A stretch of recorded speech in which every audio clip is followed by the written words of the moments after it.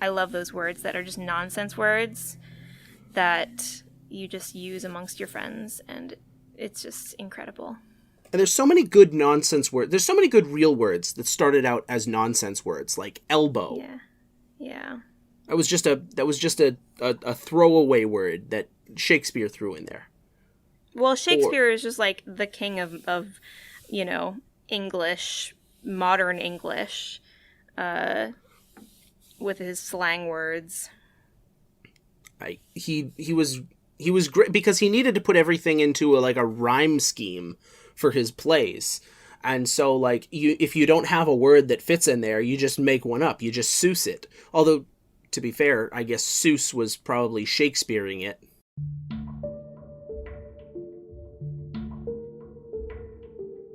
Creativity is a curse, gifted to many people in many forms. Gifted because it allows for beautiful works of art to come into being, but a curse because its expression is often constrained by the talent of the individual.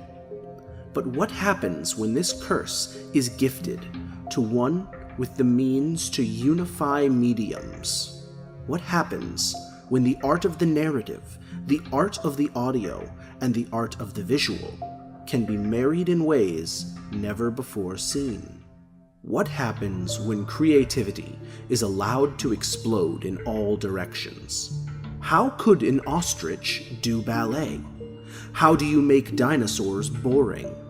How could Satan throw a rockin' rager of a dance party and not invite us? And more importantly, I must ask the question, can I go a whole episode without fidgeting with the things on my desk? Hi, my name is Nate Conrad. This is my friend, Abby Rose. In this episode, we cut directly into the creative minds of the Disney employees as we begin discovering, identifying, and analyzing while dissecting the mouse. I got a made-up word for you. What? This is a word that was made up back in the 40s. It was just completely done off the top of the head to describe something fantastical and amazing and audio-visual. Okay. The word is Fantasia. Wow, I've never heard of that. I ain't never heard of that one before. I mean, you should have. We're doing a talk on it. Oh, shoot, that was today. Did you forget your homework?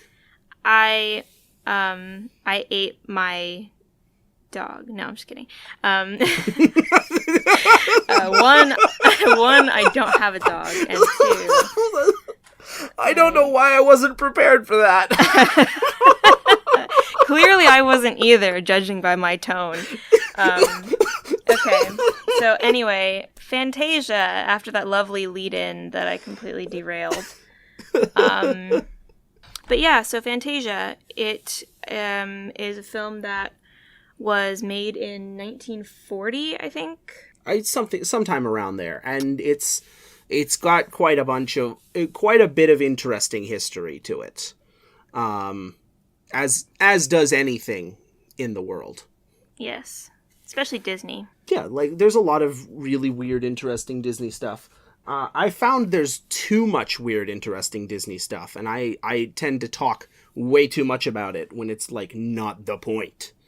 Yes. So, well, because there's so many things. Like it's just like that's why it's like hard each episode here. I mean, we were only 3 episodes in, but it's hard, especially with things like this, where there's just so much, and like you almost have to cut yourself off from exploring certain things.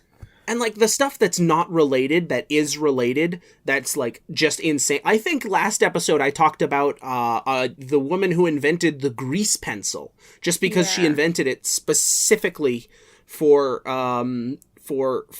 working on Pinocchio. That's too much. Yes. It's just a lot. Okay, but yeah, so Fantasia is a film, 2-hour film made in the 40s by Disney.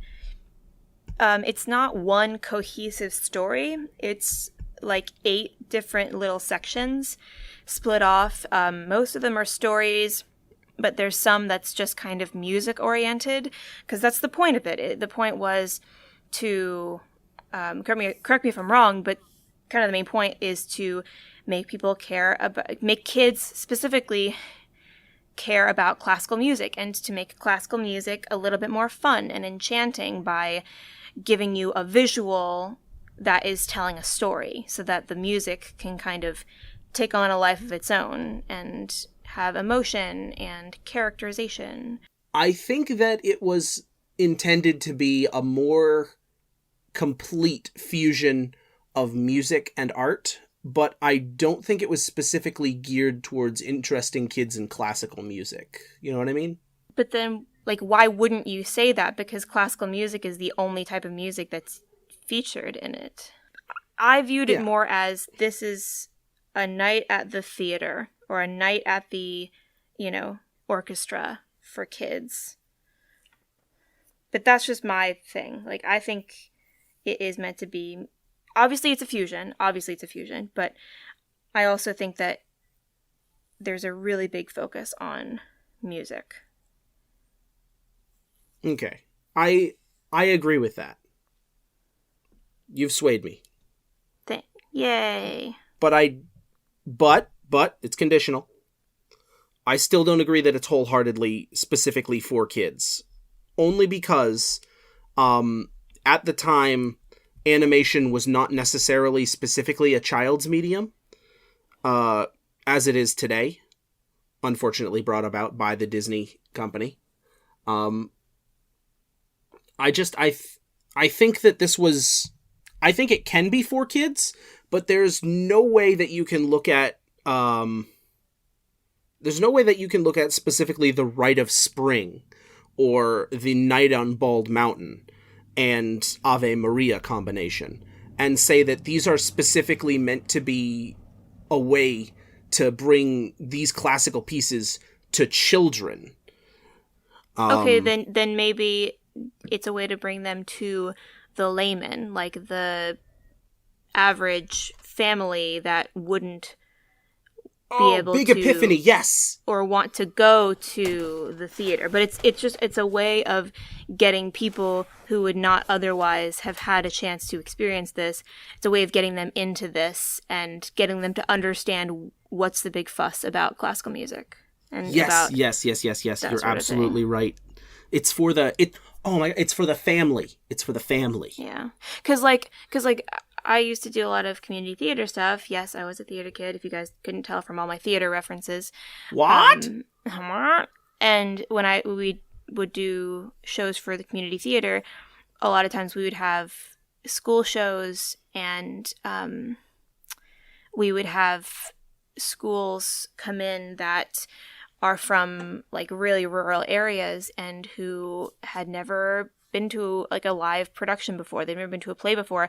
And it's kind of eerie because they're so used to just being in the theater, like in a movie theater and watching a movie, that after every single number, like they didn't clap, they didn't do anything. Even at the very end, they didn't clap. They seemed really unsure of like how to behave. And so it's like, I think that's kind of what Fantasia is doing, is like showing you like a musical, like a play.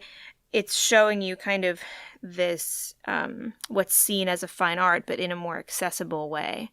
But yeah, so this is just a way, I felt like it was a way to bring kind of the fantastical, the Fantasia of art and music, kind of fine arts in general, to the family, the American family. Mom and dad and their 2.5 kids and the dog Spot. But yeah, again, as I said, like, I love how the host, Deems Taylor, because I initially thought it was a little bit odd, or maybe like even kind of annoying, that Deems Taylor, the host, described the clips, like each of the stories before they happen, like described everything that happens in it. But I thought about it, and I actually kind of love it, because of a few reasons. Because one, kids and those with mental disabilities can learn what they're watching and how to interpret it. Like everything that's going on so that they don't get confused, and so that they can keep on track and not get lost in the story. And then people, as I said, with visual impairments, they can know what's going on and hear the music and be able to imagine what's happening, even if they're not able to see the animation. So that's really cool. It is. It is. Yeah.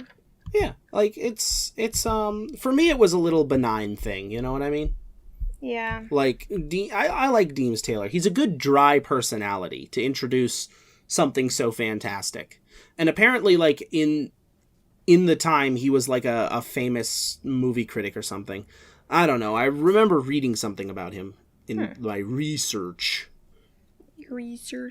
So, where do we want to go first? I forgot the order that we did last time.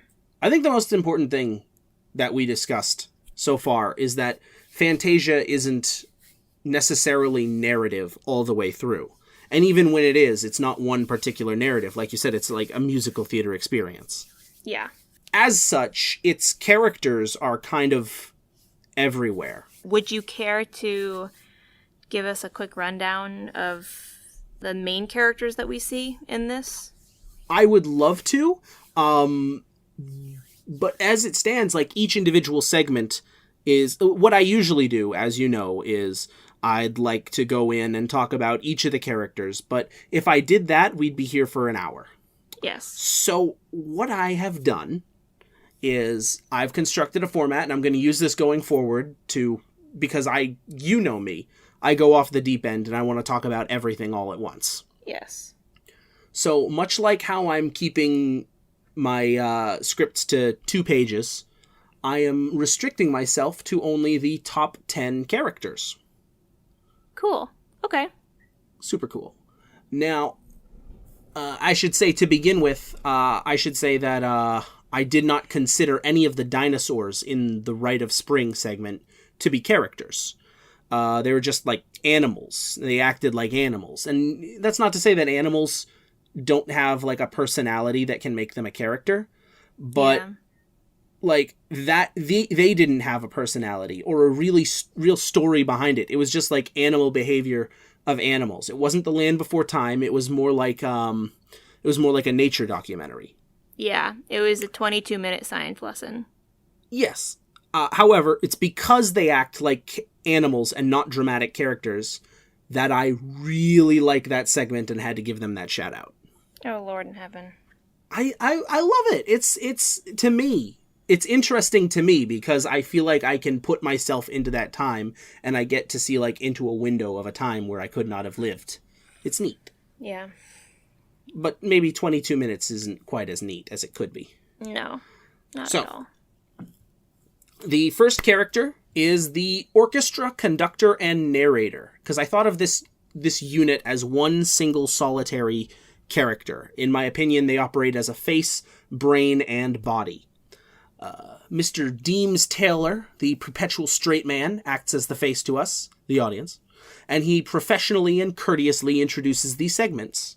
Leopold Stokowski, the brains of the outfit, sternly leads the men and women of the Philadelphia Orchestra who are just goofy and wild enough to be the bits and bobs of a body. They tell the stories, and the stories they tell involve, say, fairies. Svelte and graceful, these ballerina babies seem to bring the change in seasons, from spring to fall to winter. They're responsible for the changes in nature such as dewdrops, falling leaves, frost, and even snowflakes. Suspiciously, they seem to be responsible for nothing that happens in the summertime, like Russian dancing flowers or suspiciously racist mushrooms. It's not their fault. Oh boy. The next character I focused on were the fish. Oh boy. Shy, demure even, but sultry and flirtatious once you get into their lair, doing the dance of 7 veils and whatnot. The dance of 7 tails? Aren't you funny? Aren't you funny? Aren't you a card? Mm-hmm. I am, indeed. It has been 2 movies in a row with sexy fish, and I'm not sure what I'm concerned about. Like, Am I concerned about their presence? Am I concerned about the idea that I might be getting into it? If I see another sexy fish anytime soon, I think I'm going to lose it, is the main focus here. Yeah. It's a lot. It's such a lot. We see it twice in Pinocchio, and we see it for a whole mini segment here. Yeah. It's like a constant. I think it's the lips and it's the eyelids, because fish don't have eyelids they don't have eyelids. So they don't. It just makes them sultry and sexy. Yeah, sassy fish. I had this is a hey everybody, mini bonus crackpot theory. In the lore of Who Framed Roger Rabbit, I had the idea that one of the fish in this film is the grandmother to Jessica Rabbit, because they share eyelids and lips. Yeah. Well, and we might also see a relative of Jessica Rabbit in the sexy fish from was it Shark Tale or whatever? Oh God, yeah, the Angelina Jolie fish. Yeah, she looks like Jessica Rabbit. That's her sister. That's her cousin. She got more of the genes. Kissing cousins. Okay, so don't. Instead of wish fulfillment, is it fish fulfillment? I hate this so much. Yes. Okay. Let me move on. Just get me a worse quality mic, and you'll be good because you won't be able to hear me anymore. Yeah, fair. I'll look into Logitech. Oh, that was a burn that I totally don't even understand because I'm not into mic politics. They make products for computers that are like it's like third brand knockoff. Anyways. Oh, are they the ones that have like the red nipple in the center of the keyboard? I don't think so. The ThinkPads or whatever. That's the thing. Yeah, ThinkPads. I don't think so. My aunt has had like 7 of those computers. Just get a new computer. Can I talk about The Sorcerer's Apprentice? You don't want to talk more about sexy fish? I don't, please. Fine. You can go on. I'm gonna lose it. I'm gonna go out of my mind if I have to hear more about sexy fish. Okay. You're gonna lose your marbles? I'm gonna lose. I don't even know if we're keeping that bit. Yeah, I don't know. I kind of wish I hope we don't, so that people are just like, what? Marbles? Okay. Anyway, go on. Please tell me about Sorcerer's Apprentice. Sorcerer. Yes. I'm not sure how many times I can say the name of Michael the Mouse before Bob Chapek's Law Squad decides to try and joylessly milk me for all my cash as punishment for attempting to enjoy his company's product. So we're just going to call him by character name.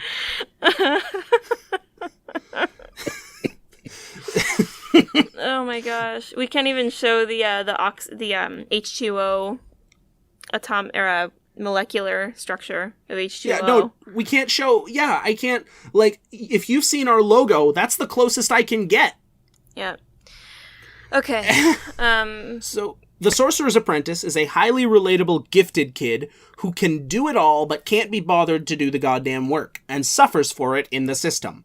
Big dreams, big mistakes, and even bigger regrets, the apprentice is a cheeky little delinquent in a too-big-for-kids robe, with magic on his mind and murder in his heart.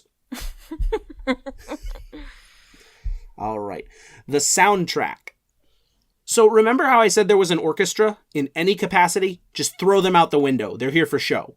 My man Deems shows us that conductor Leo and his Philly crew of bangers are just a front for the soundtrack, which is a living being that makes every sound in the movie that isn't a human voice.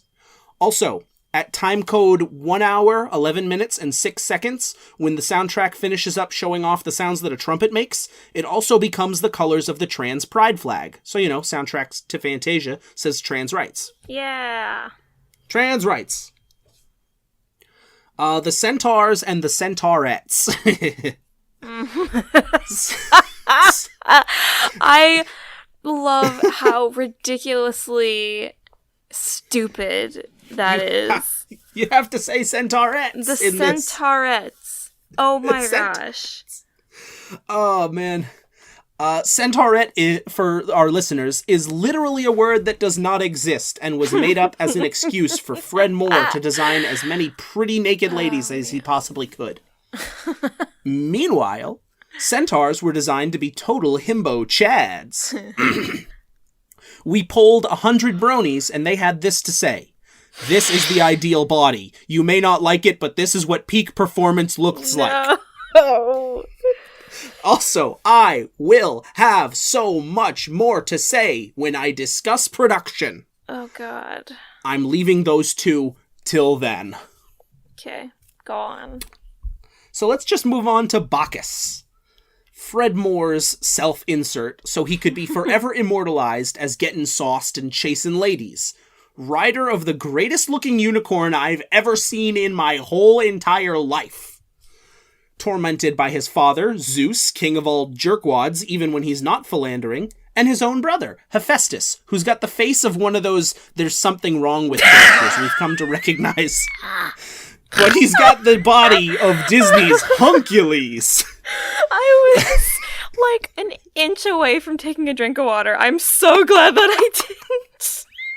I'm just saying, when women look at Dopey, they see Hephaestus. To be fair, we never see under Dopey's Dopey's loose. Oh my god, yeah! I heard Dopey had an 8-pack. I heard he was shredded. It's that one tooth. That one tooth that they all share. And the eyes that aren't quite crossed, but aren't quite not. Oh my god. Oh my gosh. I can't put a name to it. I don't want to put a name to it. But there's something wrong with Hephaestus, and he's shredded. Oh man, I've got 3 more characters. Okay. I'm almost done, I promise. Please, God. Please go on. The hippos. Not so svelte, but just as graceful as the fairies, these sumptuous and Rubenesque benches eat some grapes, do a number of dance numbers to rep the noonday sun, then take a nap, living the life. They, and the dancing ostrich and elephants that come out before and after them, are eventually pursued by, drumroll please, the crocodiles! Yay! I have written daring crocs of mystery, champions of the night. Swoop down from the shadows, crocodiles own the night. Somewhere some dancing animals are just trying to live their life, but their number's up. I'm not sure who's going to get that. That was a Darkwing Duck reference. Yeah, because they're all like completely didn't. I thought that this was just turning into a really different podcast. You thought I was just you thought I was just trying to make a beat poem? Yeah. I was here for it. I was in support of you. Please don't do that. Oh, you don't like my poetry now? I don't really like poetry in general. I don't know. That's fair. Yeah. Just can't get into it. So, one last thing. I'm not sure if they're horny or hungry, but if certain corners of the internet and certain Griffin McElroy fans have taught me anything, it can be both. I literally say the exact same thing. Sans the Griffin reference, but wow. Incredible, amazing. Love it. Are you ready for the last character in the top 10? Oh, yes, I am ready. By the way, this is in no particular order. Actually, it is in a particular order. I put them in order of their appearance. Okay. But I did save number 1 for last. Okay. Chernabog! Oh. Every kielbasa-eating, pierogi-stuffed, Slavic-raised cell in my body is screaming for me to talk about the Chernabog. Top boss, big badass, commander of the forces of darkness, big goth zaddy. Zitty. Decided he hates bells for some reason. I literally own like 7 Disney pins with this guy's face on him. I have always loved the Chernabog. He's the best Disney villain ever. Yeah, he is the best Disney villain ever. He's the best we've seen so far. That's true. Oh, like with us with the podcast, or like? I'd say the best we've seen so far in the podcast, but also the best I've seen so far in any piece of Disney media. Nothing beats literal Satan. Well, and like, to be fair too, there's best is really relative, and it can mean anything. Like, there's best villain in terms of, like, they're the most villainous and the most heinous, which I feel like that would go to either What's-His-Face from Hunchback or Mother Gothel from Rapunzel. Frollo's a nasty boy, and Mother Gothel's a nasty woman, but... Yeah, but, and then there's also best, our favorite, or the coolest design, you know, so it's like, there's a lot that you can say with best, but I think he's maybe the most sublime. Sublime. Yeah, so the sublime is a thing in Gothic literature where it's kind of the opposite of beautiful, where it's like, it's kind of like, it's grandiose, it's big, it's very obscure, it's very extreme, and it's like awe-inspiring, but like not in a beautiful way. It's the antonym to beautiful. Yeah, but it can also be like striking and like positive without necessarily being like, beautiful is seen as more soft and passive and a little bit more feminine and non-threatening. Sublime can also be seen as like, we could see it as beautiful, but it's more fearsome. So he's the most like sublime villain. Chernabog is. Like, he's the most like awe-inspiring and fear-inspiring in terms of like his size and like the aura around him. I mean, considering he's literal Satan, that's like on brand, but still. Yeah, like he's described literally by Deems Taylor as Lucifer. Yeah. Like, it's just Satan. Yeah, it's Satan. So, yeah. Hail Satan! No, that's the joke from last time. Yeah. Okay, so that was good. I liked those characters, and I liked that it's so hard I cannot stress this enough how difficult it is to do an episode on this, because it's not just one story, and not even all of the elements are stories. They're like framed stories. Some of them aren't even narrative. Some of them aren't even like, you know, like Rite of Spring is not even like there's no conflict. It's just things happen, you know? Right, exactly. Like, it's a documentary. It's just like a visual documentary. Yeah. But, so yeah, and you had source material and story. Like, I am so sorry. Oh, no, it's okay. So I kind of dropped off the map with source material because there's so many things. Like, as I said, there's 8 shorts, or like 8 like shorter, I guess, sections of it. And then only 6 of them are narrative, or like stories.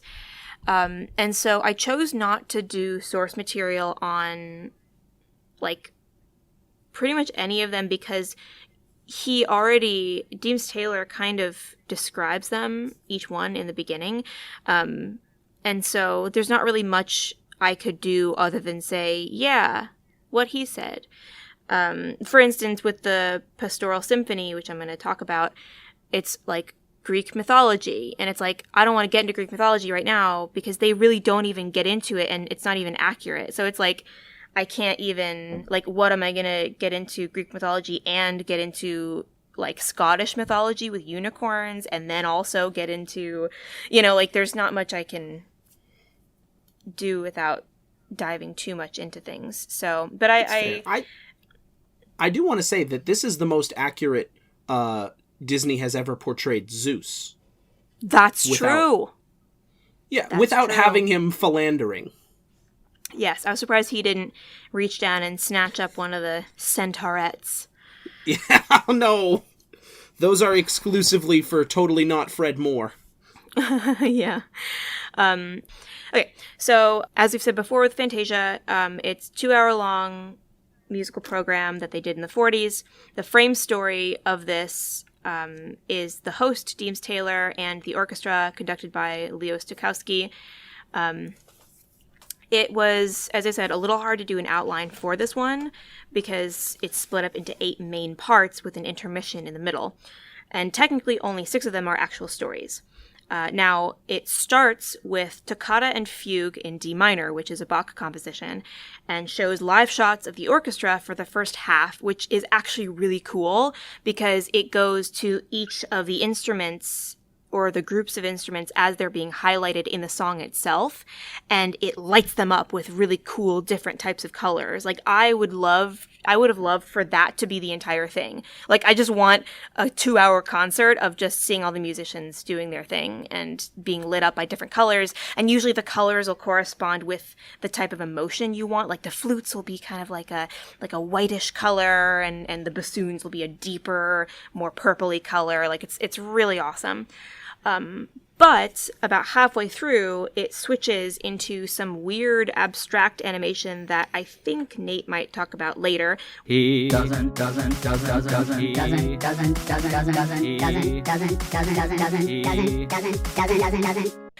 basically, the rest of the song, it just looks like a bunch of clouds, pretty much, and like things happening in the clouds. So after Toccata and Fugue, we move to Tchaikovsky's Nutcracker Suite, which is really just a bunch of little songs one after the other. Nate, I think you commented that it was like a little mini Fantasia in itself, because it's not just one song. I thought it was like Fantasia itself is like segment, but like the second segment is subsegment. Exactly. So it's like, whereas Toccata and Fugue or like Rite of Spring is one composition that maybe has different movements, but it's clearly the same thing. Nutcracker Suite, the songs literally are different, and there's nothing that carries over. There's no like musical style that carries over because it's not meant to, because each one is supposed to be from different, like, it's supposed to be different songs because they're supposed to be different, like, you know, sweet treats or whatever that they're bringing out for the kids. Different acts in the ballet. Yeah, which I actually thought it was really funny because Deebs Taylor said in the beginning of the Nutcracker Suite, the Nutcracker ballet itself, you know, isn't too popular nowadays, but the suite is very popular. And I was really confused for a moment because I was like, no, that's ridiculously popular. Are you kidding? Until I realized, oh, yeah, this happened in like 1940. I'm sure this was before it was repopularized. Do you think this is what repopularized it? I was wondering that. It might be. Real talk, by the way. I think I can maybe answer that because I'm having like a flashback. Might also be Barbie Nutcracker. I was probably Barbie in the Nutcracker. That's a level of cultural impact that Disney can only aspire to. Yeah, that's true. Freaking Barbie. Or the Nutcracker with, I think it was Macaulay Culkin who starred in this. It was like a live showing of the Nutcracker. Really? Yeah, when he was a little boy. It's really cute. Interesting. Yeah. I'd have to look into that. I had the VHS and I would put it into my little TV. Remember when you had like those little tiny box TVs where the screen was like really small and you would have the VHS. Oh, it's got a VHS player right in it. Yeah. Yes. Yeah. Okay. Anyway, so. But yeah, I was gonna say, first grade, I was on stage. I was also a theater kid. Yes. This doesn't count. Like, I was a theater kid later in life, but this was compulsory. Everyone in the class had to do it. We did a production of the Nutcracker, and everybody had their own little jobs. Did you play the Mouse King? I played a mushroom. Aww. My job was to walk from the back of the stage, come to the front of the stage, bounce around and bow, and then back up, bounce around and bow like 4 times. So it was influenced by Fantasia because that was never part of the original. Yeah, exactly. That's what because its revival must have been like, you know, Fantasia based. Yeah. For context, everyone, which I'm going to get into in the Nutcracker Suite in Fantasia, the song that is supposed to be, I think it's the Green Tea from China. There are dancers in like traditional, like not traditional, stereotypical maybe like Chinese clothing that dance. They got them in the big hats. Yeah, and like in the Nutcracker Suite, but then in Fantasia, they're little mushroom men with little conical hats. So anyway, yeah. So yeah. Now we move into Tchaikovsky's Nutcracker Suite, which is really just a bunch of little songs. So we start out with some adorable fairies leaving dew on the plants in springtime, along with some mushroom men moving and flowers grooving. I love those flowers. Yeah, I do too. And then we have a sexy goldfish dance in summertime. Then golden autumnal fairies and the waltzing leaves for autumn. And finally winter with frost fairies and snowflake ballerinas. It's honestly delightful and super relaxing to watch all of this. Even the flowers, like when they're like jumping and dancing, it's the wildest part. Like that's still very tranquil to watch. And it's awesome because the animation of itself is so simplistic. It's only the barest suggestion of motion. And like the flowers don't need hands, they don't need faces, they don't need expressions. You kind of get who they're supposed to be and what they're supposed to be. It's very like minimal movement, but it's really effective, I think. The animators had a lot of fun with it, I think. It was really absolutely cool. So after that, after Nutcracker Suite, there's The Sorcerer's Apprentice by composer Paul Dukas, where we see Mickey as a wizard's intern who gets lazy and bespells a broom to do his chores for him, resulting in near drowning and hopefully no class credit because, come on, dude, you literally had one job. I mean, he's like an unpaid intern, pretty much. Okay, so... yeah. The Rite of Spring comes next, and I really wish I had more enthusiasm, but it's literally a 20-minute science lesson set to Stravinsky's dissonant Russian soul. Seriously, what is it with Russians and those chords? I mean, it gives you that feeling of reaching the bottom of a staircase and not realizing you still have one step left, and then feeling like your heart is going to slingshot through your sternum while you free fall for like a millisecond. It's that for just like 20 minutes. So anyway, this is basically evolution, starting with spicy volcanic earth and aquatic bacteria sex that probably awakened a hunger in 6-year-old Will Wright that led to his weird protozoan sex game, which is Spore, for those who don't know about it. It's a video game. So 22 minutes later... Are you okay? No. I'm Will Wright, and this is my weird protozoan sex game. Okay. Yeah, Spore, it's literally a video game. It's E for everyone, I think, but it's a video game where you get to play as bacteria, and you get to have sex with bacteria who are like you, and then you evolve into bigger bacteria, and then eventually you go up onto land, and then, again, you have sex with others of your kind, and evolve, and kill, and eat other species, and it's just... Real talk, you can also use that same descriptor to describe Viva Pinata.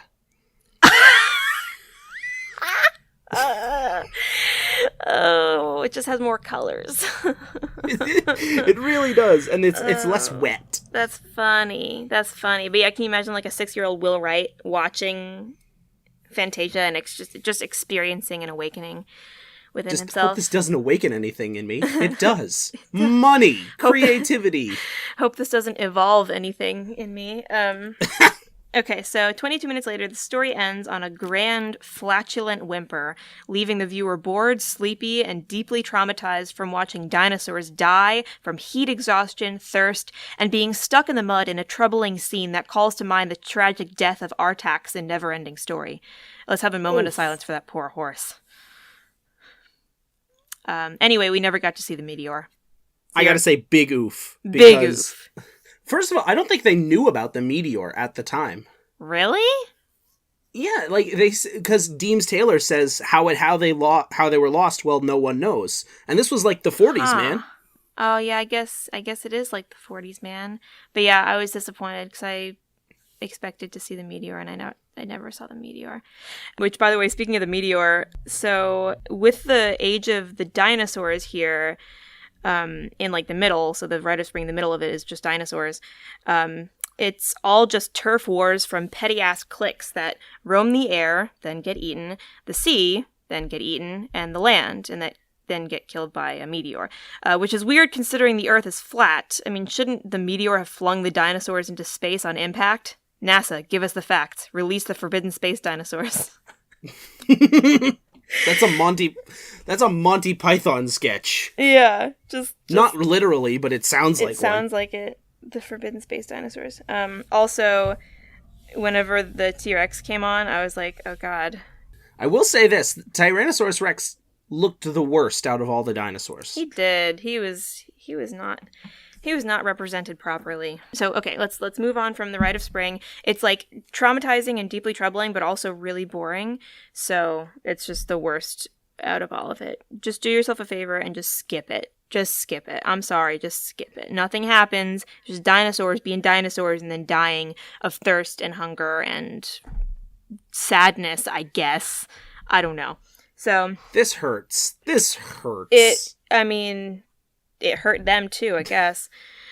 So, right before the intermission, the host introduces the soundtrack, a thin little rod that's animated to change with every new instrument it mimics. It's honestly super cute and a great way to show kids how to view certain musical sounds, because certain bassoons and bass and really kind of deep throaty instruments, the animation that you see related to that is more rounded, kind of thicker, and then the hi-hat and the flute and stuff is a sharper sort of visual, so it's kind of cool in visualizing. And the triangle is shaped like a triangle. Okay. So after intermission, we see the Pastoral Symphony by Beethoven, a sort of Greek mythological story that shows different groups frolicking and doing their thing. We have unicorns, pegasi, satyrs, and cherubs, and centaurs that just kind of go on with their days. I forgot the centaurettes. Yeah, the female... You can't forget the centaurettes. The female centaurs are specifically called centaurettes. Because, they're the girl ones. You get it? Anyway, Bacchus, the feasting god, arrives in all his jolly glory, and they have a party that's promptly ruined by Zeus being, as usual, the biggest asshole.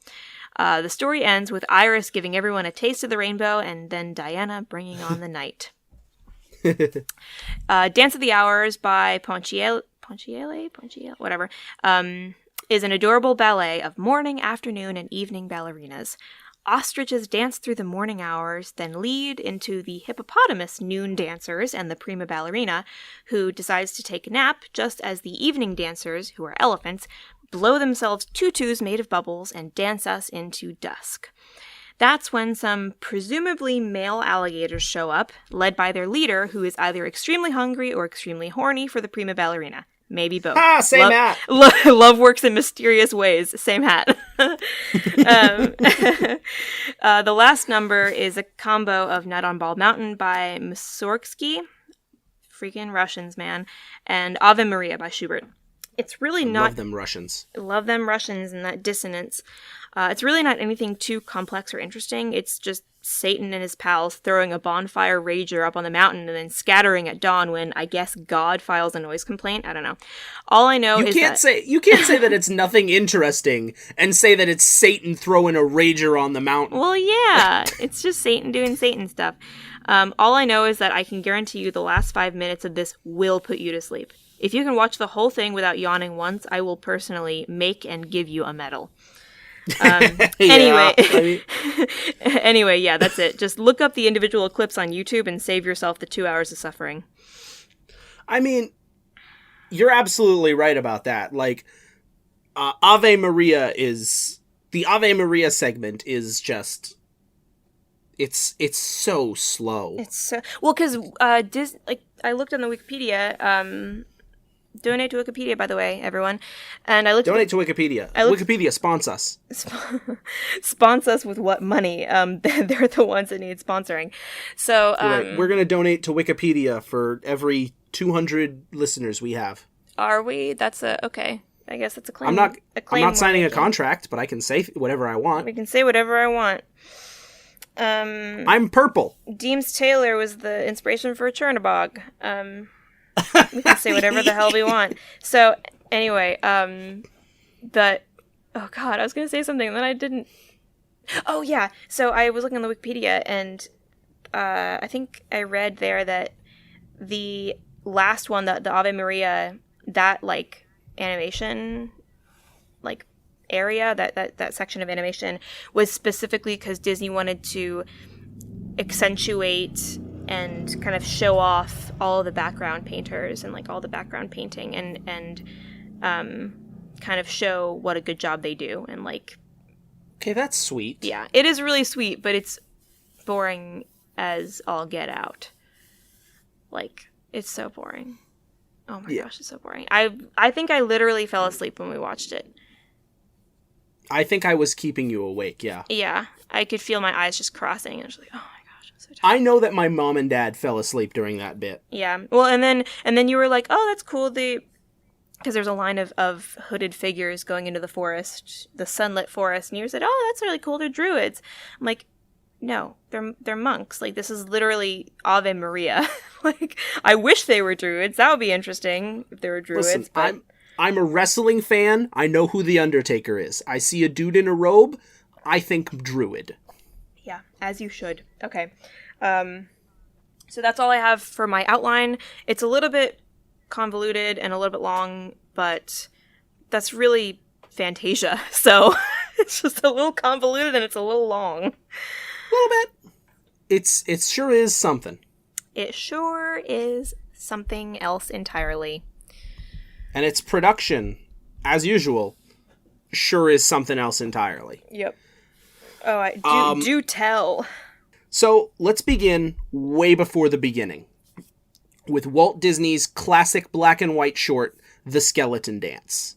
Not much to say, it's exactly what it sounds like. Skeletons pop out of a graveyard and begin merrymaking set to music. This fantastic scene stuck in the mind of old Uncle Walt, and he had a vague vision of what he described where sheer fantasy unfolds to a musical pattern. I pulled that quote from his not his autobiography, his biography. I don't think he had an autobiography. Anyways, this idea is realized in plenty of ways during his career, but isn't quite peaked so hard as in 1937 when he happens to meet famed orchestral conductor of the day, Leopold Stokowski, dining alone in a restaurant. The pair had met previously in 1934, but it was over this meal, which they began to eat together, that Leo shared with him the brilliant idea of wanting to do a short based on the classic composition L'Apprenti Sorcier.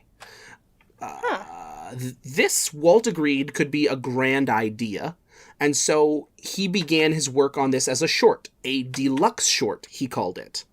It was so deluxe that the budget ran to the tune of, you want to take a guess? Let's say $50,000. You want to take another guess? Up or down? Up. $75,000. You want me to tell you? Yes, please. $125,000. His brother, Roy Disney, who handled the finances, informed him that this short would never make back its budget as a short. So Walt, told that the budget is impossible, decides to say, yeah, sure, okay, let's just do it as part of a movie then. We're going to do like 7 or 8 deluxe shorts and call that a feature-length film. Wow. And that's another direct quote from the biography. Wow. He said that he said that he hit a fat blunt. Just hide your passion project in with a bunch of other fillers and you're good. Just tell your animators you can do whatever as long as Leopold Stokowski can conduct it. Yep. And creativity explodes in all directions. Yeah. But in the planning stage, he just called it the concert feature, as each segment would be a song rather than a skit. He also had the genius idea that sound would sound much better if it sounded like you were actually there in the middle of the room. This conception led to a revolutionary idea. What if speakers, but 3 of them, with, wait for it, different sound coming out of each of them? It was dubbed Fantasound. We know it today as stereo instead of mono, and it literally had to be installed wherever the show played, adding to the expense. Yeah. So let's fast forward a little bit and talk about an animator. One of my favorite animators, one of the wildest, bonkers, most off-the-wall animators ever of all time. You know him. I love him. I've said his name like 5 times now. Mr. Fred Moore. Yay! I thought you were gonna fake me out and say Art Babbitt, and I was about to be really mad at you. God, no. No, I'm saving the best for last. Oh, God. Okay. I'm not going to sit here and pretend Fred Moore didn't have his problems. I'm going to lay down just a little bit of raw truth about him, starting with the fact that to this day, it is a mystery as to how Fred Moore came to work at the Disney Animation Studios. He had no formal training or education in animation. Some say that a friend of his showed his art to Walt, who loved it so much that he hired him on the spot. Others say, and this is my favorite legitimate theory that people have, that Fred just walked through the door one day, sat down at a desk, and cracked into it. Whatever the case, it was this lack of formal training that played to his strength, as he never learned the shortcuts and easy ways out in the animation world. So he just put in the work twice as hard as anyone else, and did art that was geniusly expressive. He also had a penchant? Penchant? Is that the word? Penchant. He had a penchant, yeah, for drawing naked girls. Oh, no. Just for no reason, all the time. Do we have him to thank for the Centaurettes? We do! Oh. He designed the Centaurettes. Oh, no. And that means he drew them with nipples. That's a no-no, Freddy. Oh, that was just Fred. He liked to get drunk at work and draw naked girls. Oh, I forgot to mention he was drunk at work all the time and was described by his friends as a functioning alcoholic. In the Wild man. 40s. Absolutely insane. In the 40s and like the This 30s. is the 40s. That's like we were saying, like the relativity of like if you're like racist for your time. It's like if you're drunk for the 40s. Oh, you're pretty drunk. Your liver has been pickled before you're 40. Yeah, it's the 40s, man. It's the 40s, man. And he was so good at drawing naked girls, like you said, like you predicted, he created the Centaurettes. I love that there's a metric for that. Man, you're really good at drawing naked girls. Thanks. I've been working really hard on it. That was his passion project, but like the wrong kind of passion. What were you gonna say? Yeah, how he was so good that when they moved from Hyperion Studios, when the Disney company moved from Hyperion Avenue to the studio custom made in Burbank, mm-hmm.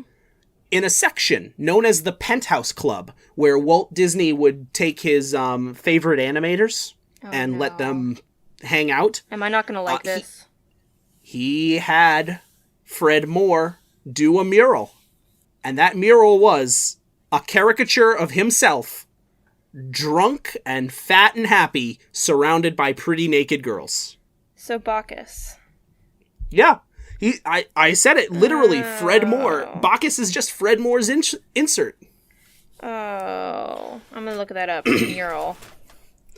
So I'm going to take Fred Moore and his pretty mural and the Centaurettes. Yeah. And I'm going to use that as a jumping off point to get in deep. Oh boy. On Disney Plus. I'm looking at the mural right now, and this is. It sure is something, isn't it? I certainly don't care for it. I don't care for the fact that he looks all caricature and like silly and goofy and like approachable and you know, like a silly, nice, you know, drawing. And then all the women around him, all the girls are like more realistically drawn. Nude. That's unsettling to me. He's a cartoon man it's the opposite of what sad, depressing anime fans want. Yeah. They want to be real men with a creepily drawn cartoon woman. Yeah. Exactly. Oh, that's weird. That's weird. Huh. All right, so... Okay, anyway. I went away for a second. You went away and you had to see it for yourself. I had to make the connection and ruminate over it for a second before my brain would let me come back. You had to understand what was going on. Yeah, and I still don't quite understand, but I'm ready to move on. Good. We need to move away from Fred Moore because he only ever did one thing that I really genuinely truly loved, and that was fall out of a window. Like to his death? No, he fell. This is a story that I cut. This is a story that I cut from the first podcast when I was going to go deep into the rap party for Snow White. Mm-hmm. But at the rap party for Snow White, everybody got super fucking drunk, and Fred Moore, he got super double drunk. Like if everybody else was getting drunk. He got beyond alcoholic drunk. He got so drunk that he fell out of a second-story window at the hotel they were staying at. Oh my gosh. And landed in a flower bed. Wow. Famously, people looked down and looked over at him and said, Fred, are you all right? And his only response was, of course, I didn't spill a drop. And he holds up his beer. That man is a Looney Tunes character. He was that's his backstory. I have a crackpot theory for Fred Moore. That's his backstory. He didn't exist before then. He actually is a product of an animator. Like he was brought to life. He's like a Who Framed Roger Rabbit type guy. I like this crackpot theory. Because he can fall out of a freaking 2-story window and he can drink like a fish and be fine. What a tune. He was just kind of like that weird, like, uncle whose hands are always kind of, like, warm and, like sticky, and he, like, hugs you, and you're like, ugh. He never does anything bad, but he's just kind of, like, he just makes the jokes that make you go, gross. You ready to be grossed out for, like, an entirely different reason? Yes. Okay, yes. I was like, I'm gonna use the Centaurettes as a jumping off point to get deep into the Centaurettes. Oh, are you going to talk about Sunflower? Because I also have a thing about Sunflower. Oh, yeah. First of all, I have to say, on Disney Plus, when you go to watch Fantasia, you are shown a message that says something to the tune of, this program is presented as it was originally created. It may contain outdated cultural depictions. This is, of course, half a lie. Yeah. True, it does contain an offensive, outdated cultural depiction, the mushrooms, but that's what they kept in. Yeah. In 1969, Fantasia was edited to remove certain offensive scenes and characters. This was a process that involved cropping certain areas and repeating a key segment of footage, as well as completely obliterating one of the characters from a scene that simply could not be cut or cropped. The offensive characters that were taken out, there were two of them actually, were named Okita and Sunflower. And, there's no gentle way to say this. They were Jim Crow Centaurettes. They look really bad. I can't describe how bad they look. If you have to know what they looked like, I said the names, and you can find them, but you don't really have to know what they looked like. Okay, so because I also did a little bit of thinking and looking and thinking about Sunflower, and a few things really don't sit right with me. Okay, so first of all, I have to acknowledge, yes, of course, this was in the 40s or whatever. It's still not okay. You can justify, it's still Jim Crow, whatever, but, and I know that we were saying before that we are, not gonna fixate too much on problematic elements, but this is not even just, this isn't a group of mushrooms with, conical hats. This is, Yeah, this isn't vague, this is overt. This is an insult, and it is an atrocity, but looking at it from a more analytical standpoint, another thing that is seemingly innocuous but is really big is that Sunflower, I don't know about, you said the other character's name was Okita? Yes. Okita. I don't know about Okita, but Sunflower, the way that she was depicted, she was a centaurette, I guess, but her body was not a horse's body. It was specifically a donkey's body. So even though she is a centaurette, she still wasn't the same, literally wasn't the same being. You see, when I saw her, and the only reason I saw her is because, like, I felt like I had to look it up to be able to critique it. I had just assumed, like, oh, she's smaller because she's younger. No, it's specifically a donkey. No, specifically a donkey. Oh, God. Now, the reason why I bring that up is because in the version we watched, there are still racist characters presented. And I'm not talking about the mushrooms. I'm talking about the two attendants of Bacchus. They were two women of color in clearly racialized costume.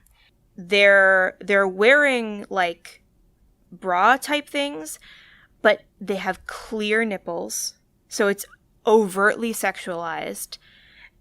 The way that they're adorned is very suggestive sexually and of, like, a racialized nature. And they, like Sunflower, are centaurs, but not horse centaurs. They're zebras. Their bodies are zebras. And the reason why I want to point that out is because these are supposed to be, like, magical creatures. These are supposed to be creatures that are not humans. None of these creatures are humans. The centaurs and centaurettes, they look like humans. They're not supposed to be humans. But even still, you still have this sense of there's the centaurs and centaurettes that are the horses, which are the ones that lounge around and are the ideals and are kind of living their lives and having boyfriend-girlfriend moments and being fawned over by the cherubs. And then you have these three other, or I guess four other, I haven't looked into, like, Okita, but a lot of people, like, say that Okita and Sunflower are kind of interchangeable. It's safe to say that it could be a flaw in design. Okay.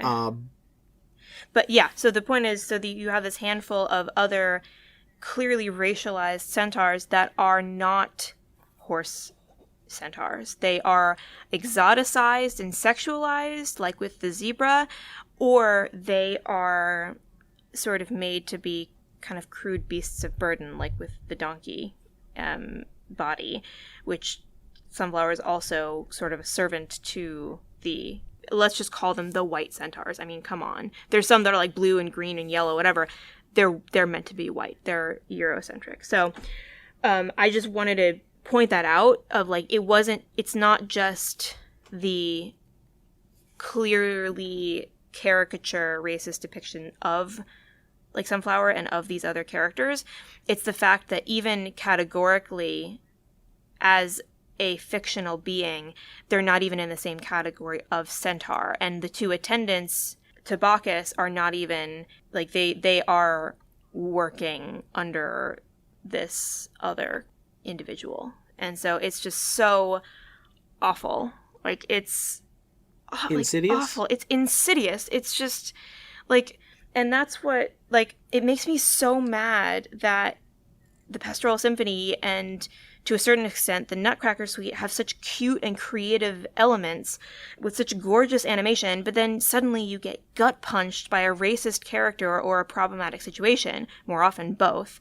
And it's not even, like, small things. I'm not even trying to be, like, PC or whatever. It's not, like, just Dopey being dopey or Hephaestus being dopey, you know? It's, like, it's specifically, like, the dark-skinned zebra centaurs with nipples and super suggestive behavior, or the mushrooms with slits for eyes and thin braids that bow and scurry around. Like, it sours my enjoyment of these old movies, because now I'm just thinking, oh God, what's next? I have this dread of, like, I'm afraid to enjoy this thing and open my enjoyment of it and view it with happiness and vulnerability, because then something's going to happen and it's just going to shock me, you know? So I can understand that. Sorry, I didn't mean to make things so heavy, but, like, that's just, it's, yeah. It's like, why would you take the time to remove freaking like sunflower and all that if you're not going to remove the other two centaur zebras, and if you're not going to remove the like I think it might be because like maybe the people scrubbing didn't realize that a zebra is not a horse. I don't want to get into racial discussion. Okay, so things whenever you have a white like Anglo-centric creator and they're focusing on a non-white culture or a non-white individual or the concept of like non-whiteness, pretty much, two main things happen. There is an exoticizing, or there is I don't remember what the name is, but it's like making it seem like threatening, kind of. Even though zebras and horses are a lot more similar than donkeys and horses may be, like on the scale of like zebras are not beasts of burden necessarily like donkeys are, but a zebra is still an exoticized version and it's still painted as the quote other. And the quote other is a big thing in a lot of theory, though it is outdated. People aren't using the word other anymore because it's come under a lot of fire. Not going to get into that, but even though zebra isn't necessarily a bad thing, the idea or the concept that they had to categorize that as different and more exotic than the regular horse, that is the problem. Yeah, like treating it like a different species. Like a different species, yeah. So it doesn't matter if a zebra is, similar genetically to a horse. Visually, it's completely different. And geographically, it's also completely different. But, yeah, that's the thing. And it's not like... Yeah, I don't want to get more into it. Yeah, this all got heavy. We're not going to talk about that anymore. Okay, what's next? We're getting too heavy. We're getting too heavy. This is getting too close to my wheelhouse, and so I can't. We need to pull out. Let's get back into a lighthearted frame of mind. Okie doke. Abby. Let's talk about the rite of spring. Oh God, that's neither jolly nor lighthearted. No, you're gonna love this. Okay. The Rite of Spring, as you know, was written by a man named Igor Stravinsky. And he wrote it for a ballet that was supposed to represent primitive life. Okay. Do you know what the primitive life was in the original ballet? I do not. A tribal dance ceremony in which a young girl dances herself to death. We Wait, can't really? escape the red shoes! Wait, Really? Yes! That is so cool. Freaking connection, man. Making connections. Can't escape those red shoes. Initially, by the way, Igor Stravinsky was the only composer still alive during the production of Fantasia. Wow. The only composer involved in Fantasia still alive. I mean, I'm certain there were other living composers, but out of everybody who had music in Fantasia, he was the only one living with skin in the game. With skin in the game. And he came to tour the studio because he was still alive at the time, and he saw the changes that were made. He saw that they were doing dinosaurs, and he loved it. He thought it was fantastic. Aww. He loved that the primitive life was the evolution and dinosaurs and life itself being the primitive life represented with his music. That's kind of cool. Fast forward 9 years, however, he changes his mind, calling it terrible and imbecility, going as far as to say that Stokowski did a terrible job with his conducting. What? Nuh-uh. 180. What a bitch. He had nothing to do with it. He had nothing to do with the friggin' dinosaurs. What is he gonna like conduct the orchestra to sound like dinosaurs? Like, hey, make your music more dinosaur-y. Like, what does he have to do with it? He decided that he hated the dinosaurs. Well, but like, friggin' the conducting had nothing to do with it. The music is the music. That's fair. The dinosaurs made my music worse. They had dinosaur in their hearts, and so they played bad. Last but not least, let me tell you a little bit about America's Sweetheart. Your real favorite animator and mine, oh, God. Walt Disney's favorite problem child, Arthur Art Babbitt. Hate this guy. Yes, I've had enough don't of we it. all? I've had enough of this guy. It's like that, It's Always Sunny. You've had enough of this dude. I've had enough of this dude. Mm-hmm. He's speaking to... He's talking to different people now that aren't his boss. Uh-oh. He's talking to a guy named Mr. Bill Littlejohn. What? It was a great name. Yeah. And he's a fellow animator. What? He's also speaking to a new friend, Mr. Herbert Sorrell. These are great names. He doesn't work for the Disney company, though. He's the president of a local association growing in immense power, known as the Screen Cartoonists Guild. They have, in recent years, something to the tune of 1941, unionized Max Fleischer Studios, Screen Gems, MGM, and even Warner Brothers, many of which were powerful rivals to the Disney studio. Whoa. Disney, at this time, is the last remaining holdout, because as old Uncle Walt says, their animators are already represented by a union. The Federation of Screen Cartoonists. It's all very official. Is it, though? Yeah, it's a union that only represents Disney animators. Because it's a union that he created. Oh, no. That's like... Because that's the purpose of a union, right? To be owned and operated by your employer. Well, he doesn't operate it. He has to have somebody run it for him. That is on his payroll. That is on his payroll. But do you know who the president of the union is? Who is the president of the union? Art Babbitt. Oh, you mother Babbitt. He has been yelling at the boss. The president of the union, has been yelling at the boss to raise people's wages. And he's been ignored. And so now he's talking to Herbert Sorrell, and you can tell how that's been going. Yeah. What about medium-sized John? Medium-sized John is just another, animator who is getting fed up because he's a guy that's sort of like on Walt's side, but he's also a guy that's saying enough is enough. It's time we get a real union going. Yeah. What do you mean it's not a real union? It has a name, doesn't it? What, the Federation of Screen Cartoonists? Yeah, that sounds official. Yeah, it sounds official. But, how prestigious can it be? Art Babbitt's the president. You know what? Fair. Proceed. That's it. It's just an update on the climate. We're reaching the tipping point very soon. We're on the journey. We haven't reached the destination yet. Almost there, and then I'm going to shut up about Art Babbitt forever. But here's the facts laid out. Child bride, equal pay, union president, appealing to a better union. Will we see the redemption of Art Babbitt? Tune in next time, folks. Tune in next week. Speaking of child bride, I was looking, and I think Marge was one of the body references for one of the dancers, or for the lead dancer in Dance of the Hours. Oh, really? Yeah, I saw that in, I think it's either the ostrich or the prima ballerina I think it might have been the prima ballerina, the hippo. Interesting. Because I knew she was so super graceful, and I was pretty sure that Marge was a reference in the fairies, but I couldn't be certain.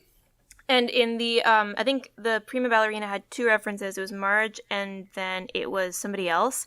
And then the reference for the lead alligator was the other female reference's husband. Oh, that's nice. So, the prima ballerina and the lead alligator that are kind of having either a predator-prey relationship or a lover's relationship, or likely both, are actually married. And it's the thing that dare not speak its name. Yeah, yeah, I'm not even gonna speak its name. As a joke. I already made a Griffin McElroy reference, so people already know what it is. Yeah. Well, those who know. Those who know. Those who don't find out. Don't find out. Well, he is a carnivore. Stop. I said it, but I didn't say it. Okay. I was looking wistfully at my notes for the next section, and then you said it, and I immediately snapped back. What's this section? Our opinion. Oh yeah, that exists. We did kind of, like, dive deep into that early in the beginning. Yeah. And I can tell, like, your opinion is not particularly favorable. Yeah. But I'm on the opposite end because my opinion is particularly favorable to Fantasia. I think, first of all, I'm gonna give you. Do you want me to give my opinion stuff first? Sure. All right, because I'm gonna give you my OOC, my all right. observation, opinion, and crackpot theory. Okay. First observation. In the very beginning, when the band is tuning up, you get a little sample of each of the songs to come. Just like, you might hear in a real concert. Yeah. However, both this and the conducting of Stokowski are staged. He's going through the motions for certain bits, and it's just sort of like to give you an idea of this is what it sounds like when the band tunes up, but this is also what you're in for. And Stokowski, he's not conducting live. They didn't film that. They couldn't film that because, he's going to get way too into it. But they said, okay, go through the motions. And then they filmed him. And they put it together, and movie magic, it looks great. It looks mwah. Just little observation. Is that... Oh, that's an observation. Okay. My opinion. I think that Fantasia is the most ambitious, unique, and iconic film Disney has ever done. I think it took the boundaries that it found in Pinocchio and pushed them all the way to the moon. I think that because it refused to be bound to a single narrative, or any narrative in some cases, it was able to push those boundaries quite as far as it did.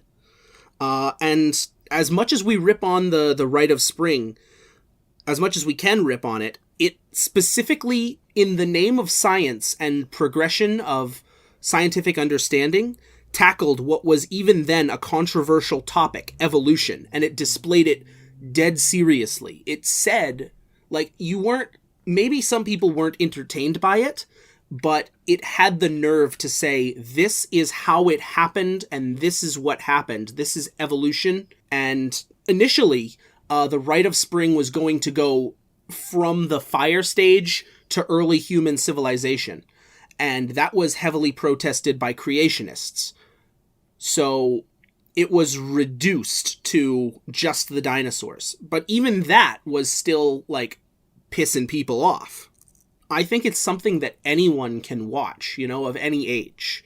I think you can put it on in the background, you can put it on and seriously dig into it and analyze it. You can put on just any one segment. You can put it in an art museum. You can put this in the Criterion Collection. You can put this in the Disney Vault and take it back out. I think it goes in all fields. And my favorite segment was either the Dance of the Hours, because, it's a beautiful representation of the music, and I think it was a very interesting use of unconventional and ungraceful animals in graceful motions and poses. Without really making fun of them, which I really liked. Right, exactly. I really thought, like, they were going to make super complete jokes all the way through, but it was 100% played deadpan when sure, there's the occasional gag, like elephant getting stuck in a bubble, the couch bowing under the weight of the hippo, but her weight is never treated as a problem to her fellow dancers, aside from the crocodile, who gets over that problem completely quickly. It's never treated as a problem with the elephants. The gangliness of the ostriches is never treated as awkwardness. And then, of course, my other favorite segment could be Night on Bald Mountain, minus of Ave course. Maria. Yeah, because it's Night on Bald Mountain! Only the evil. Only the evil! None of the divine, only the evil. Oh, God, yeah. I'm big into the big evil. Like, it looks so cool. Well, yeah, because there's all, like, the ghosts flying around and, like, the witches, and there's... You get titties! Like, it's so cool. You get to see titties in that segment. Oh my gosh. That's the only reason why you... That's why I'm into it. Specifically Chernobog's. You get to see Chernobog's titties. But Connor, yeah. cut it out! cut it out. Well, maybe if you want. I don't know. We need to also accentuate Nate's foot and mouth syndrome. Chronic foot and mouth syndrome. Chronic foot and mouth syndrome. Chronic toes in mouth. Stop! Right there. I'm gonna kick you butt. Toes. Okay, so crackpot theory time. Yes. All right, and this is I'm gonna start it off, and you're gonna think I'm absolutely insane. I already do, but go on. A time code 48 minutes and 7 seconds during the Rite of Spring. I saw what looked to be the basic shape of Pride Rock. The general look of the later bit of the Pastoral Symphony looked to me stylistically similar to Hercules. The color choices for the flower song during the Russian dance segment were strikingly similar to the color choices for the flowers in Alice in Wonderland. The color choices for fire and the shape choices for demons in The Night on Bald Mountain drew a striking similarity to Sleeping Beauty, and their decisions for the green fire and the general, like, curvature of the dragon. Essentially, the longer I look at it and the longer I think about Fantasia, it seems to have laid the groundwork and inspiration for the company's decisions and the company's work for decades. And I think my crackpot theory is that whenever animators are working on any project for Disney, the first thing they do is they go back and look in Fantasia. Huh. That's why, like, I'm not saying that Pride Rock is covered up by lava in the Rite of Spring. But what I'm saying is you can see a rock that is resting on another giant rock that looks like it's jutting out in a similar configuration that you can say, okay, we need a place for a dramatic lion to hang out. Yeah. Right there. I'm not saying that, Mary Blair, while working on Alice in Wonderland, wasn't, like, deeply in her own style, but I am saying that it may have been very much influenced by Fantasia, since I think to the moon of it. I think I like that. I think it's also animators will usually draw things the same way or similar things. And Alice in Wonderland Alice in Wonderland, for instance, doesn't happen too long after Fantasia.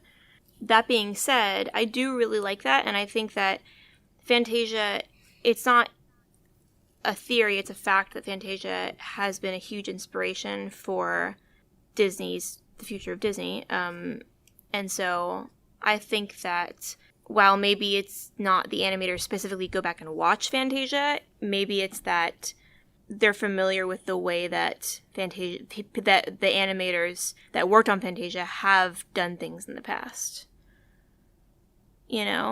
Like, maybe it's not consciously, we're out of ideas, let's go back and look at Fantasia. It's maybe more like the elements of Fantasia were in use afterwards. Yeah, okay. Yeah. Like the animation styles for other cartoons. I'm trying to think of, like, how Cartoon Network, it's like one show has a certain style and then suddenly a bunch of other shows have that same style. Yeah. Oh, the CalArt style? Yeah, like similar, where it's like a trend. I say derisively because, like, like the people say the CalArt style when they're talking about, like, Gumball and Steven Universe and Star, and I'm like, people like simple shapes, Sorry that we figured that out all at the same time. Well, I think it doesn't deserve to be a crackpot theory because I think it is a legitimate theory. And so I would instead like to turn attention back to a crackpot theory is that is Pride Rock, and that is actual Zeus, and those are the flowers in Alice in Wonderland. Like the crackpot theory of the fish in Fantasia is the grandmother of Jessica Rabbit. That's a crackpot theory. Yeah. So, I will say, this was originally my observation.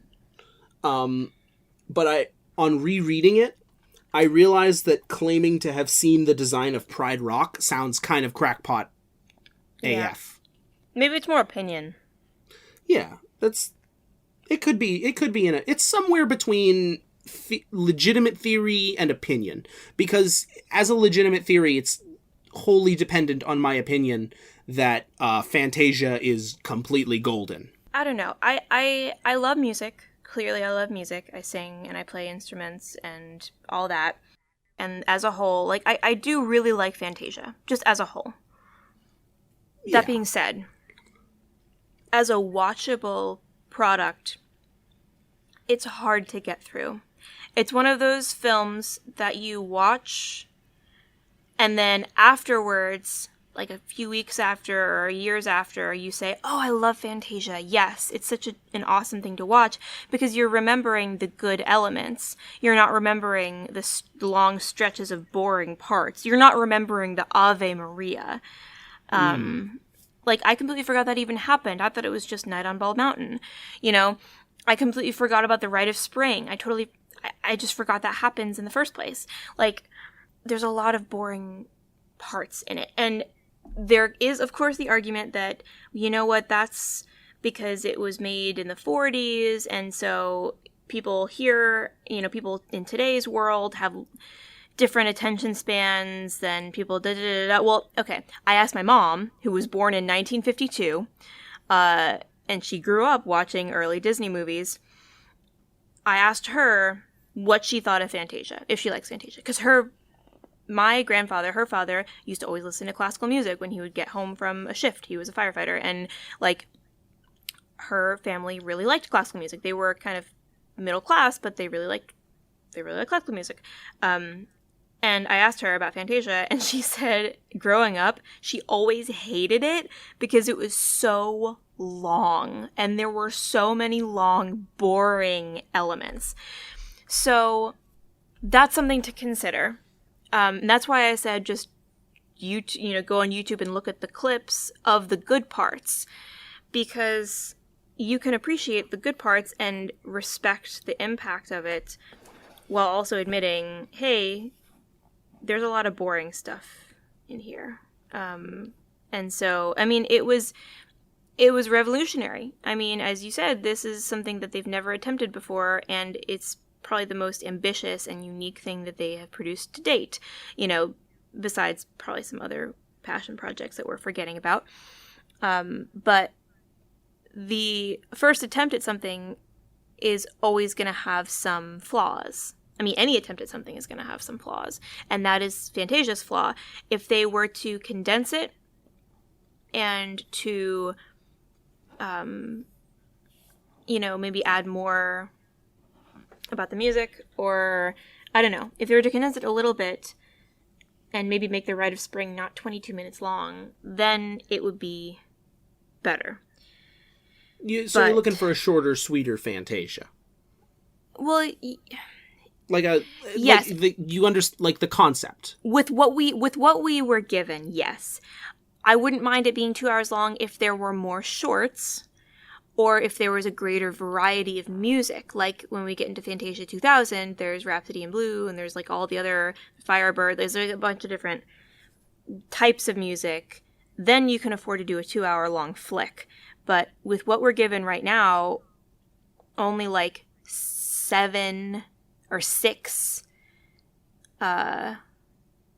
really only 6 pieces of music, then that is just 2 hours is so long for 6 pieces of music. Okay. So, would it be safe for me to assume that this is not taking your number one spot on the list? Regrettably, it is not. Regrettably. Which it makes me sad. It breaks my heart because I remember Fantasia as being awesome, but I'm really only remembering the exciting parts. Right, like you say, you're remembering it fondly. You're looking at it with your nostalgia glasses on. Yes, because there's a lot of boring parts, and there's a lot of parts that I like, but there are no moments that I'm like, holy crap, what the heck? Like it is in Pinocchio, or Pinocchio, there's parts that I like, parts that I don't care for, and then there's the, oh my gosh, this is crazy. What am I, like, did somebody slip something in my drink? Am I really seeing this? This is a kid's movie. What is going on? Fantasia doesn't really have that as much. But how would you compare it, say, to Snow White? I think it has the same amount of plot as Snow White does. But I think it has a greater variety of things than Snow White does. And I think the reason that Fantasia has a reason for not having much plot to it. It's because they're trying to do a lot of things, and plot, unfortunately, has to be one of the things that is left out. And you don't really miss it because it's music and it's exciting, you know? But Snow White, there's really nothing to focus on but plot or lack thereof. So you really notice the gaps. It's fair. It's fair. It's valid. Yeah. So would you like me to rank them? I would love you to rank them. Okay. So I think number 3 is still Snow White. Sorry, Snow. Yes. Keep Willow wishing. Number 2 is Fantasia. I like it, and I really like the music, but I fell asleep twice during it. And number one... Twice, you say? Twice. Number 1 is Pinocchio. Number 1, Pinocchio. Pinocchio. What about you? I'm sure I could guess. But... I'm sure you could guess as well. All right, I'm going to say, for me, number 3 is Snow White. Mm-hmm. Daring and ambitious. Mm-hmm. But ultimately fails the test of time as it is constantly surpassed by its youngers. Number 2, Pinocchio. Because what if Snow White, but, like, we did it good? Like, what if we did it so much better? What if we had characters in it? And number 1, Fantasia. Because, hey, what if we condensed an entire concert into an entire art museum and made it move? What if we just lost our freaking minds? What if we just, like, went ham? What if we go crazy? What if we go stupid? What if we just go stupid? What if we go dopey? Oh, no. We're going to put all the best stuff in. This movie has everything. Sexy fish. A himbo dopey. Racist depictions that get cut out. Racist depictions that get left in. Fred Moore. He's that thing where he, like, draws a bunch of naked ladies and gets drunk. There's naked ladies with nipples. There's naked ladies without nipples. Oh my Tiny gosh. flying babies. Dinosaurs. Oh my man. Dinosaurs. There's just so much. And I'm so glad that now that we're done with, like, the heavy stuff, we can move on to Bambi. We can just move on to the nice... Hold on. I'm getting a message. I'm getting a telegram, Abby. Is the red phone ringing? The red phone is oh my god, I've got a Morse code. I've got a carrier pigeon. It's brought me a little note and it's clutched in its beak. Uh-oh. Is it from Snow White? No, it's from Uncle Walt. Uh-oh. He's telling me that we can't do an episode on Bambi yet. What does he know? He's cryogenically frozen. He has to hold a pen in his mouth in order to write you a he's note. Just a severed head under the Matterhorn. Yeah. But apparently, the Walt Disney Company is in financial ruin right now. Uh-oh. Yeah, like, apparently, Pinocchio was a flop at the box office, barely made back its budget, and Fantasia, because of the expense of having to install it in theaters, they could only show it in 13 different cities. So, which made it a great exclusive event, but it made back, like, none of its budget. So they're in dire straits, and something as ambitious as Bambi, which he's already scrapped twice by now, has to be put on hold. What? And it's Don't worry. the war. It's the Great War. Just kidding, it's World War II. Yeah. It's on the horizon. We're getting there, but we're in the middle of a whole different war. Uh-oh. We're in the middle of a war for money. That's all wars, though. That's okay, every settle war. down. I That's understand every war, okay? As soon as I said it, I knew it. But this one's different, fellas. Get this. This one is for profit.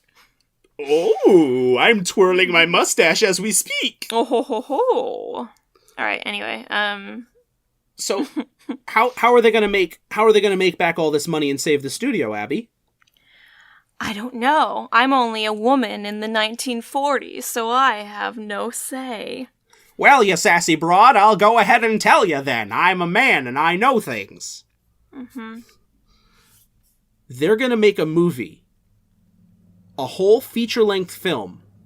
And they're gonna use every shortcut, they're gonna use every trick in the book, they're gonna take a popular but dying property, and they're gonna make a whole ass movie out of it. It's gonna be round for how many corners they cut. Mm-hmm. And we hope you stick around for the next episode of Dissecting the Dumbo. Oh. But no, that would be Dissecting the Elephant. There's too much to dissect. The moral of the story is... Dissecting the Elephant in the Room.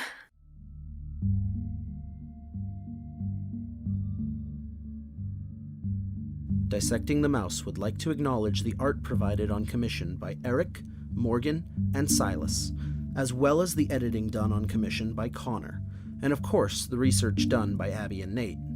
Links to the business information for all involved artists are provided in the expanded credits, as well as a bibliography of relevant sources. Nate would also like to extend his personal thanks to his library co-workers. Dissecting the Mouse is intended as a review based on subjective opinion, and is not intended to be a scholarly source. Thank you for listening.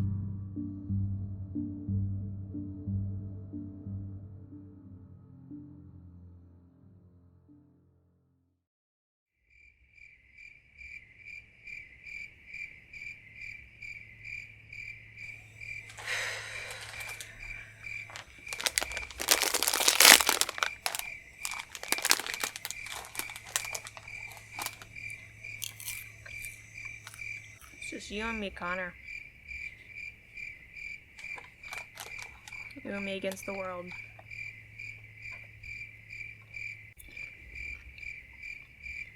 You, me, and my crunchy popcorn.